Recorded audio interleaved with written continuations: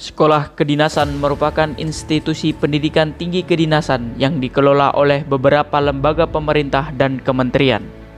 Sekolah kedinasan menjadi pilihan yang tepat bagi para generasi muda yang akan melanjutkan pendidikan setelah lulus dari SMA.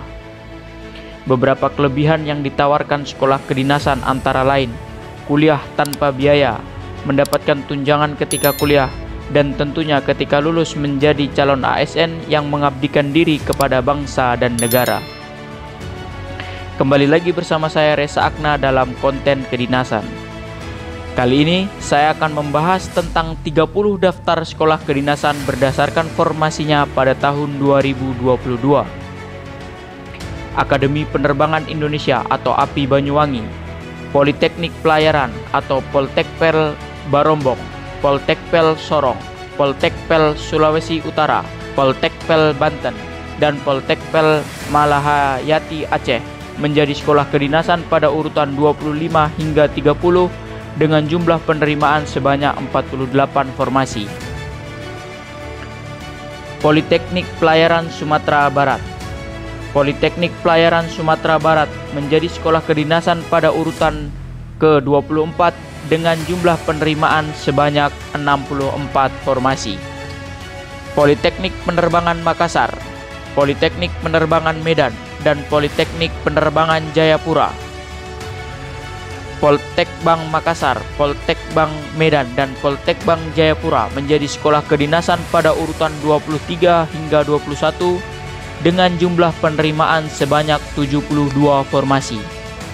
Politeknik Cyber dan Sandi Negara, Poltek SSN menjadi sekolah kedinasan pada urutan 20 dengan jumlah penerimaan sebanyak 100 formasi.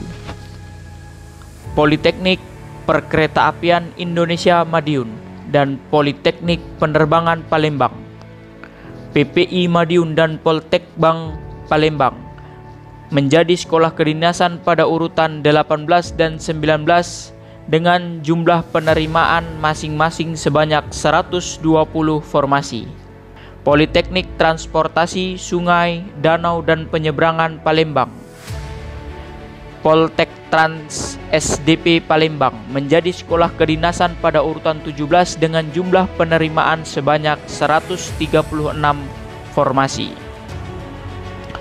Politeknik Transportasi Darat Bali dan Politeknik Ilmu Pelayaran Makassar, Poltrada Bali dan PIP Makassar menjadi sekolah kedinasan pada urutan 15 dan 16 dengan jumlah penerimaan masing-masing sebanyak 144 formasi. Politeknik Ilmu Pelayaran Semarang dan Politeknik Penerbangan Surabaya, PIP Semarang, dan Poltekbang Surabaya menjadi sekolah kedinasan pada urutan 13 dan 14 dengan jumlah penerimaan masing-masing sebanyak 168 formasi. Sekolah Tinggi Ilmu Pelayaran Jakarta, STIP Jakarta menjadi sekolah kedinasan pada urutan 12 dengan jumlah penerimaan sebanyak 174 formasi. Politeknik Keselamatan Transportasi Jalan Tegal atau PKTJ Tegal menjadi sekolah kedinasan pada urutan 11 dengan jumlah penerimaan sebanyak 180 formasi. Politeknik Pelayaran Surabaya. Sekolah kedinasan ini berada di bawah Kementerian Perhubungan. Poltekpel Surabaya menjadi sekolah kedinasan yang berada di urutan 10. Poltekpel Surabaya menerima sebanyak 188 formasi. Sekolah Tinggi Meteorologi, Klimatologi, dan Geofisika. Sekolah kedinasan ini berada di bawah Badan Meteorologi, Klimatologi, dan Geofisika atau BMKG. STMKG menjadi sekolah kedinasan yang berada di urutan 9. STMKG menerima sebanyak 250 formasi. Politeknik Pemasyarakatan dan Politeknik Imigrasi. Sekolah kedinasan ini berada di bawah Kementerian Hukum dan HAM. Poltekip dan Poltekim menjadi sekolah kedinasan yang berada di urutan 7 dan 8. Poltekip dan Poltekim masing-masing menerima sebanyak 300 formasi. Sekolah Tinggi Intelijen Negara. Sekolah kedinasan ini berada di bawah Badan Intelijen Negara atau BIN. STIN menjadi sekolah kedinasan yang berada di urutan ke-6. STIN menerima sebanyak 300 formasi. Politeknik Penerbangan Indonesia Curug. Sekolah kedinasan ini berada di bawah Kementerian Perhubungan. PPI Curug menjadi sekolah kedinasan yang berada di urutan ke-5. PPI Curug menerima sebanyak 328 formasi. Politeknik Statistika STIS. Sekolah kedinasan ini berada di bawah Badan Pusat Statistika atau BPS. Politeknik Statistika STIS menjadi sekolah kedinasan yang berada di urutan ke-4. Politeknik Statistika STIS menerima sebanyak 500 formasi. Politeknik Keuangan Negara STAN.